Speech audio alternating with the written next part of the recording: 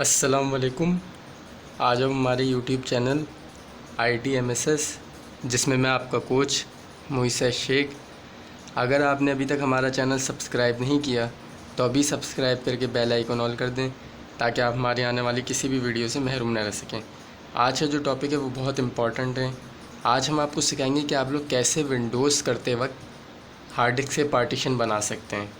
लोग जब विंडोज़ करते हैं तो सी फॉर्मेट करके तो विंडोज़ कर लेते हैं, लेकिन जब पार्टीशन डिलीट करके नए सिरे से पार्टीशन बनाने होते हैं तो उनको पार्टीशन बनाने में प्रॉब्लम होती है कि कितने GB का बनाएं, कैसे बनाएं, क्या कैलकुलेशन करें और कितने बनने चाहिए। तो ये सब हम आपको आज बताएंगे, सिखाएंगे। तो आज पार्टीशन का टॉपिक है, तो चलें जी टॉपिक की तरफ आते हैं। तो व्यूवर्स, ये हम पार्टीशन पे आ गए हैं और दो पार्टीशन बने हुए हैं। और सबसे पहले तो मैं आपको ये बता दूं कि ये दो पार्टीशन और ये हार्ड डिस्क है कितने GB की। तो देखें, ये टोटल साइज़ है और टोटल साइज़ में एक 159 आ रहा है, एक 73 आ रहा है। तो 250 GB मतलब 250 GB हार्ड डिस्क होगी। तो स्टोरेज डिवाइसेस कभी पूरी शो नहीं होती, चाहे वो USB हो, मेमोरी कार्ड हो, हार्ड डिस्क हो या कुछ भी हो, ठीक है। तो ये 235 236 मतलब 235 36 या 233 ऐसे शो हो रही होगी, ठीक है। तो दोनों को प्लस कर दे तो यही अमाउंट बन रहा होगा। तो ये 250 GB लगी हुई है।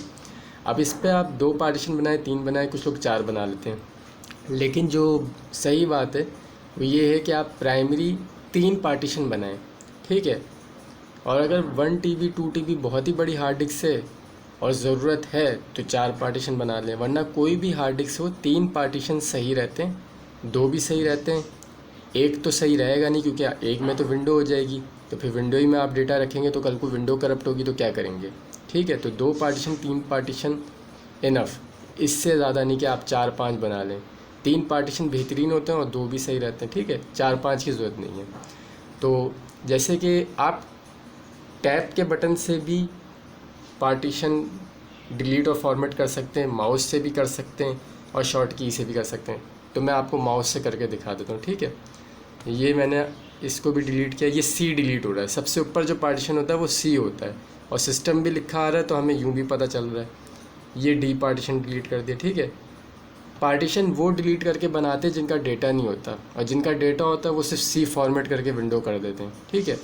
तो अभी हम फिर से 2 ही पार्टीशन बनाएंगे। मैं C को 75 GB बना दूंगा।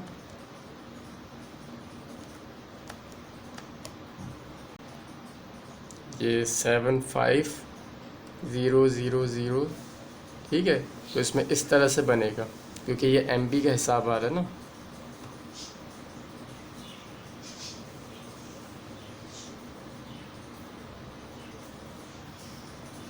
ये बन गया।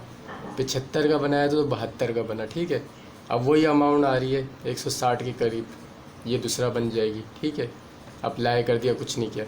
अब ये जो सिस्टम रिज़र्व बन रहा है इसको मिलाने के लिए बहुत आसान तरीका होता है कि आप दोबारा से अपना पहला वाला पार्टीशन डिलीट करें, ताकि ये जो 500 MB 100 MB का सिस्टम रिज़र्व सबसे ऊपर बनता है ना, ये आप एक्सटेंड करते हैं अपने C से, ये इससे जो मैंने अभी डिलीट किया, ये हम एक्सटेंड करेंगे, ये मिलाएंगे हम इससे, ये ओके करेंगे, ये मिल गया। अब ये सिस्टम रिज़र्व की सिर्फ हेडिंग मिटाने के लिए हम फॉर्मेट करेंगे। ये फॉर्मेट भी कर दिया, ये दोनों पार्टीशन बन गए। आपकी मर्ज़ी, आप सिस्टम रिज़र्व हटाएं नहीं हटाएं, लेकिन हटा देना चाहिए, ठीक है।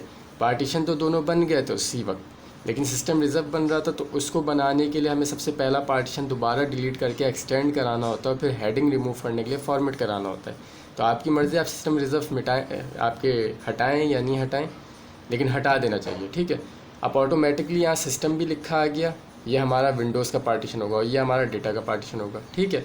हमारे पार्टीशन बन गए हैं और अब हम ऊपर ही वाले पार्टीशन पे जो हमारा C होगा उस पर नेक्स्ट करेंगे ताकि इसमें विंडो हो जाए।